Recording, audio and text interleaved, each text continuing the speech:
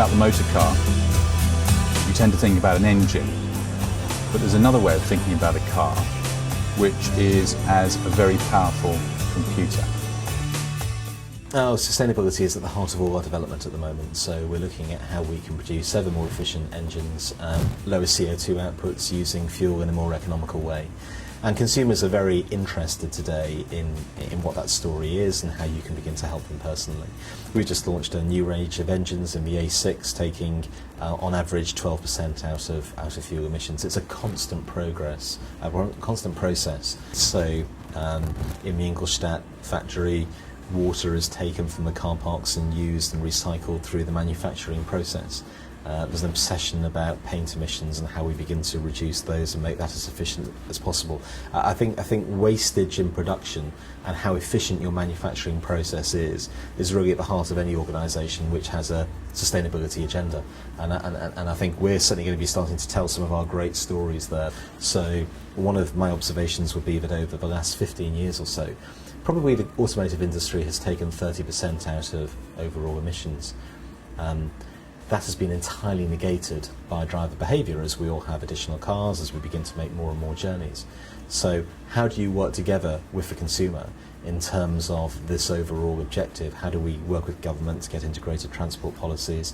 How do we begin to make sure that car sharing schemes happen, that people minimise shorter journeys, that people drive in the most efficient style? I mean, we've just completed a programme with Graham & Stowe where we're helping customers with their individual driving styles. So it's probably not a commonly known fact, but you could change your driving style this evening on the way home and take 20% out of your emissions, have 20% more efficiency with the fuel you use in your tank. It's a great story, and to explain to a consumer how to do that and how to relearn their driving style is something that we're actively participating in now. And I think you're going to see many more initiatives where companies produce ever more efficient vehicles, ever more efficient engines, but they're working with the consumer. We have technology coming out within the next couple of years which will exactly do that. So it will explain how efficient your driving style is, and it will give you tips in terms of how you can make that more efficient across the course of a journey, essentially in real time.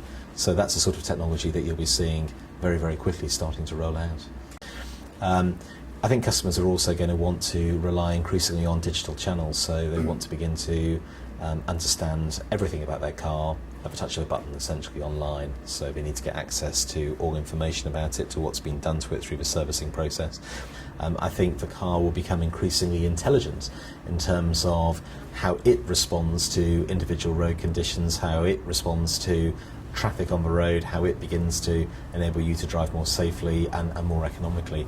So today, if you're in one of our cars, you could potentially look at your air pressure while you're driving along and just see if you have a problem with one of your wheels, for example. If you're in an A4 and you're going to pull out and you hit the indicator button, you will see on your wing mirror a light if something is in your blind spot, so it's sensing that something's in your blind spot. If you veer out of lane, the steering wheel will begin to vibrate, so you know to come back into lane. You have adaptive cruise control systems where if you're accelerating towards a car, it will begin to cut the power off as and when you're getting too close to the car in front. I think that sort of sensitivity, that holistic ESP almost of how your car is versus everything else on the road, it's technology which is here today, certainly within the Audi range, but I think you'll begin to see that across other vehicles over the coming years. 10 years from now, I think you'll be controlling the car increasingly from a screen, from simple tools which are around the steering wheel, so very intuitive in terms of a layout. I think that most of the information about the car will be readily accessible to you within sight, rather like a sort of cockpit in an aeroplane, but infinitely more simple. And it can't take control, but what it does is provide you with information to begin to make a choice.